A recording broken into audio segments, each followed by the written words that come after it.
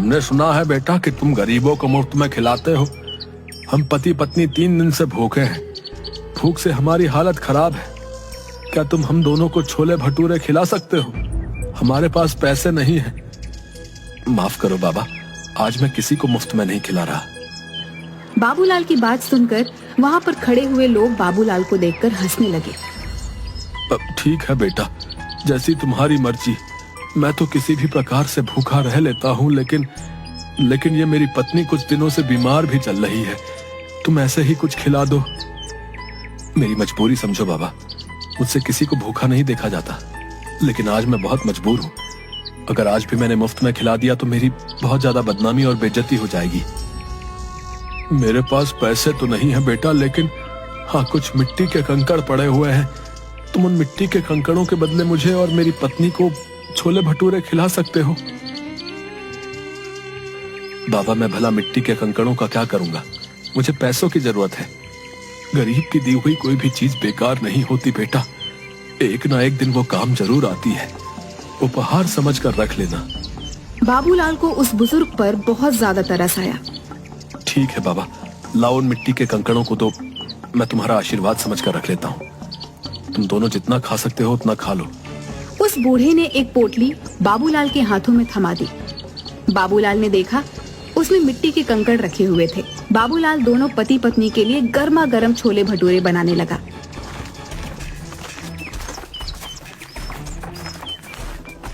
तभी वहाँ पर ठेला लगाकर खड़ा हुआ नरेश बाबूलाल से बोला, अरे इन मिट्टी के कंकड़ों से तू भला कैसे सीताराम और मोहनलाल का कर्जा चुकाएगा रे?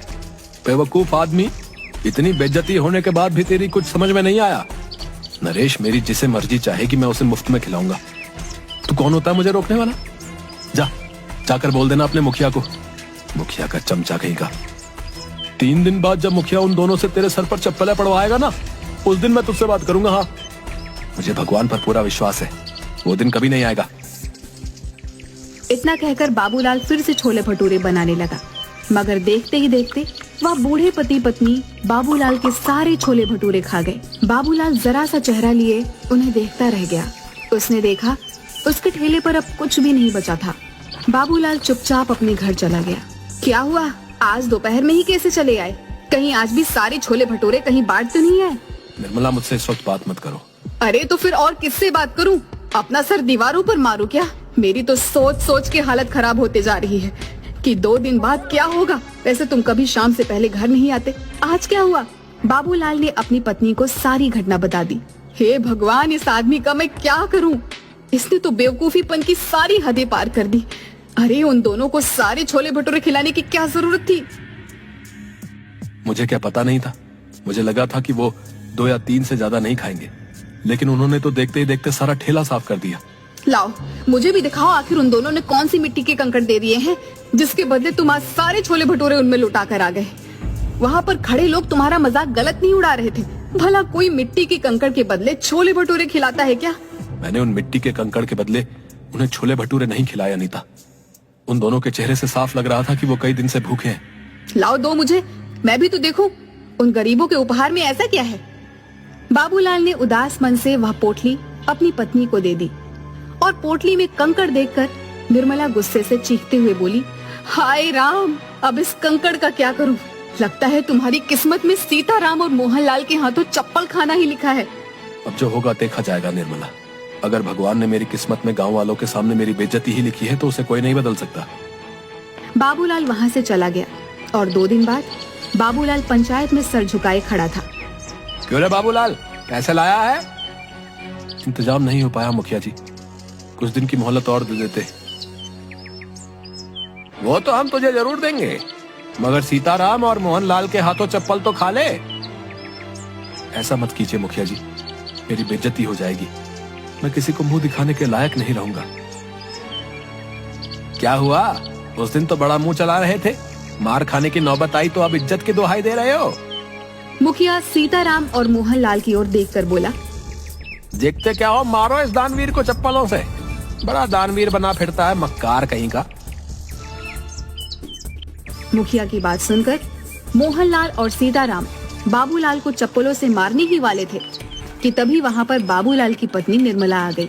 खबरदार, जो मेरे पति को किसी ने हाथ भी लगाया। क्यों रे बाबूलाल की पत्नी, तुझे पता नहीं तेरे पति ने दोनों से कर्जा लिया था? तेरी इतनी हिम्मत कि तू मुखिया के आदेश को चुनौती दे? मुखिया की बात सुनकर निर्मला ने मोहनलाल और सीताराम के पैसे मुखिया के मुंह पर मार दिए। ये लो पकड़ो इन दोनों के पैसे, आइंदा मेरे पति के ऊपर आंख उठाकर भी नहीं देखना। तू ये पैसे कहाँ से लेकर आई? तुम्हें इससे मतलब? तुम्हें इनके सारे पैसे चाहिए थे ना, और इनके पैसे मैंने तुम्हारे मुंह पर मार दिए। बाबूलाल निर्मला के पास पैसे देखकर हैरान रह गया। बाबूलाल ने आहिस्ता से निर्मला से पूछा, निर्मला तुम ये पैसे कहाँ से लेकर आई? घर चलो मैं तुम्हें सब बताती हूँ। बाबूलाल निर्मला के साथ घर पर आकर बोला, अब बताओ भी निर्मला, तुम ये पैसे कहाँ से लेकर आई? आज जब तुम्हें मोहनलाल और सीताराम पकड़कर ले गए थे तो मैं फूट फूट कर रो रही थी। रोते हुए मुझे अचानक गुस्सा आ गया और मैंने गुस्से में वो पोटली बाहर फेंकने के लिए निकाली जिसमें कंकड़ थे। मगर जैसे ही उस पोटली में से कंकड़ फेंके तो उसमें से कंकड़ नहीं बल्कि बेशकीमती हीरे निकले। मैं तुरंत एक हीरा गिरवी रखकर पैसे ले आई और मुखिया के मुंह पर मार दिए। निर्मला की बात सुनकर बाबूलाल हैरान होकर बोला, लेकिन उसमें तो कंकड़ पत्थर थे। मैं भी हैरान रह गई थी। बहुत सोचने के बाद मुझे एहसास हुआ कि शायद वो दोनों बूढ़े पति पत्नी कोई मायावी लोग थे जो तुम्हारी मदद करने आए थे। निर्मला ने इतना कहा ही था कि तभी दरवाजे पर दस्तक हुई। निर्मला उन हीरों को देखने में खोई हुई थी। बाबूलाल ने जाकर दरवाजा खोल दिया। दरवाजे के बाहर वही बूढ़े पति पत्नी थे जो बाबूलाल की ओर देखकर मुस्कुरा रहे थे। आप दोनों कौन हैं? हम दोनों देव हैं। 2 दिन पहले तुम जिस बरगद के पेड़ के नीचे खड़े होकर भगवान से बातें कर रहे थे, हम दोनों तुम्हारी बातें सुन रहे थे। हमें लगा कि तुम्हारी मदद करनी चाहिए। मैं आप दोनों का कैसे शुक्रिया अदा करूं? अगर तुम्हें हमारा शुक्रिया अदा करना है तो एक बात ध्यान रखना, इन हीरो को बेचने के बाद तुम बहुत ज्यादा अमीर हो जाओगे। लेकिन कभी भी गरीबों को खाना खिलाना मत भूलना। चाहे कितनी भी अड़चने आए, चाहे कितनी भी परेशानियां आए, याद रखना भगवान उस व्यक्ति को बहुत ज्यादा पसंद करता है जिसके दिल में दूसरों के लिए दर्द होता है। इतना कहकर वो दोनों बूढ़े पति पत्नी वहां से गायब हो गए। उस दिन के बाद बाबूलाल देखते ही देखते बेहद अमीर हो गया। लेकिन वो आज भी गरीबों को मुफ्त में छोले भटूरे खिलाता है।